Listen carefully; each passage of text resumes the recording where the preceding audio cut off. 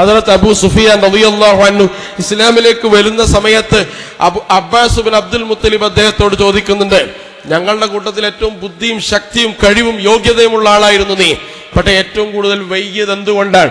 ഇസ്ലാമിലേക്ക് വരാൻ കുറെ വൈകിട്ടാണ് വന്നത്. അപ്പൊ അബൂ സുഫിയാൻ പറയുന്നുണ്ട്, അന്ന് ഞങ്ങൾ വിചാരിച്ചു, കാരണം എന്താണ്, അന്നുണ്ടായിരുന്ന അമ്മാറും അതുപോലെ തന്നെ ബിലാലും അടക്കമുള്ള ഒരു സംഘമായിരുന്നു മുഹമ്മദ് നബി സല്ലല്ലാഹു അലൈഹി വസല്ലമയുടെ കൂടെ ഉണ്ടായിരുന്നത്. അന്ന് ഒരു യോഗം കൂടിയിട്ട് യുദ്ധം തീരുമാനിച്ചാൽ യുദ്ധത്തിന്റെ സേനാനായകൻ ആരാണ് എന്ന് ഒരാൾ അഭിപ്രായം പറഞ്ഞാൽ മതി, അത് അബൂ സുഫിയാനാണെന്ന് പറഞ്ഞാൽ മറുത്ത് ആ സമൂഹത്തിൽ എതിരഭിപ്രായം പറയാൻ ശക്തിയുള്ള ഒരാൾ ഉണ്ടായിരുന്നില്ല. കാരണം അത്ര യോഗ്യനായിരുന്നു അബൂ സുഫിയാൻ. ഈ കാര്യങ്ങൾ ഇന്നത്തെ ഇവിടത്തെ ഹജ്ജിന്റെ അധിപൻ ആരാണ്, ഇതിന്റെ അധികാരി ആരാണ്, ഹജ്ജ് സീസണിലെ യോഗം കൂടിയിട്ട് ദാരുണതയിൽ ഞങ്ങൾ തീരുമാനിച്ചാൽ ആരെങ്കിലും ഒരാൾ അബൂ സുഫിയാന്റെ പേര് പറഞ്ഞാൽ അബൂ സുഫിയാൻ അല്ല മറ്റൊരാൾ വേണമെന്ന് പറയാൻ അവിടെ ധൈര്യം ഉണ്ടായിരുന്നില്ല. കാരണം അത്ര പവർ എനിക്കുണ്ട്. അന്നെങ്ങാനും ഞാൻ ആ കൂട്ടത്തിൽ വന്നാൽ ഈ പവറൊക്കെ പോകും, ഈ അധികാരമൊക്കെ പോകും.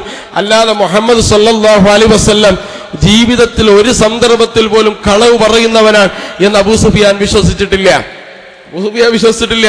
കാരണം അബൂ സുഫിയാന്റെ ഏറ്റവും അടുത്ത അയൽവാസിയാണ് ആര്? മുഹമ്മദ് റസൂലുള്ളാഹി സ്വല്ലല്ലാഹു അലൈഹി വസല്ലം. വിവാഹശേഷം ഖദീജയുടെ വീട്ടിലായിരുന്നു നബി സല്ലല്ലാഹു അലൈഹി വസല്ലം താമസിച്ചിരുന്നത്. അബൂ സുഫിയാന്റെ അയൽവാസിയാണ്.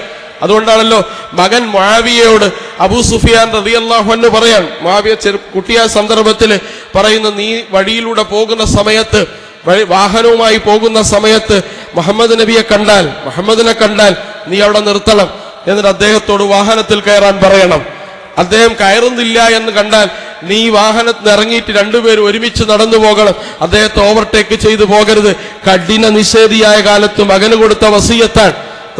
കാരണം എന്താണ്, അദ്ദേഹത്തിന് അറിയാം മുഹമ്മദ് സല്ലല്ലാഹു അലൈഹി വസല്ലം കളവ് പറയില്ല.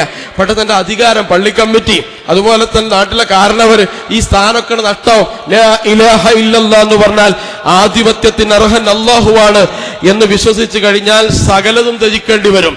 അത് കുറച്ച് റിസ്ക് ഉള്ള കാര്യമാണ്.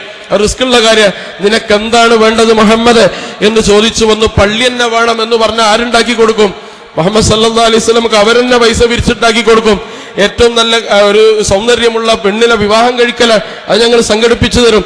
പക്ഷെ അതല്ല, ലാ ഇലാഹ ഇല്ലല്ലാഹ് തദീനു ലക്കുമുൽ അറബു വൽ അജം. ലാ ഇലാഹ ഇല്ലല്ലാഹ് പറഞ്ഞാൽ അറബികളും അജമികളും കീഴ്പ്പെടും. അങ്ങനത്തെ ലാ ഇലാഹ ഇല്ലല്ലാഹ് നിങ്ങൾ പറഞ്ഞാലാണ് അതിന് സ്വാധീനമുണ്ടാവുക. അതാണ് നിങ്ങളുടെ ജീവിതത്തെ അടക്കി ഭരിക്കുന്ന തൗഹീദ് എന്ന് പറയുന്നത്. ഈ 4 ഭാഗങ്ങളുമുള്ള തൗഹീദാണ് ലോകത്ത് പ്രവാചകന്മാർ എല്ലാ കാലങ്ങളിലും സമുദായങ്ങളിലും പ്രബോധനം ചെയ്തത്. അത് മനസ്സിലാക്കി നമ്മൾ അവിടെ പ്രബോധനം ചെയ്തപ്പോൾ അതിന്റെ പ്രതിയോഗികൾക്ക് ഈ തൗഹീദിന്റെ എല്ലാ ആശയവും അതിന്റെ ഗാംഭീര്യത്തിൽ മനസ്സിലായതുകൊണ്ടാണ് കഠിന ശത്രുതയും അവർ വെച്ചു പുലർത്തിയത്. ഹദരത്ത് ഇബ്രാഹിം അലൈഹിസ്സലാമിന്റെ സ്മരണകൾ ആലോചിക്കുന്ന സമയത്ത് നമ്മൾ ഏറ്റവും കൂടുതൽ മനസ്സിലാക്കേണ്ടത് നമ്മുടെ അടിസ്ഥാന ആദർശത്തെക്കുറിച്ചാണ്. തൗഹീദിന്റെ ഇനങ്ങൾ, തൗഹീദ് എന്ന് പറയുന്ന വിശ്വാസം, ആ വിശ്വാസത്തെ നമ്മുടെ ജീവിതത്തെ എങ്ങനെ രൂപപ്പെടുത്തുന്നു എന്ന് മനസ്സിലാക്കൽ നിർബന്ധമുള്ള ആളുകളാണ് ഓരോ വിശ്വാസിയും എന്ന് പറയുന്നത്.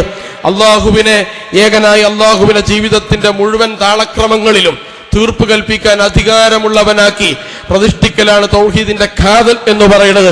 അത് നിർവഹിക്കാൻ അല്ലാഹു സുബ്ഹാനഹു വ തആല നമുക്കെല്ലാവർക്കും തൗഫീഖ് പ്രദാനം ചെയ്യുമാറാവട്ടെ.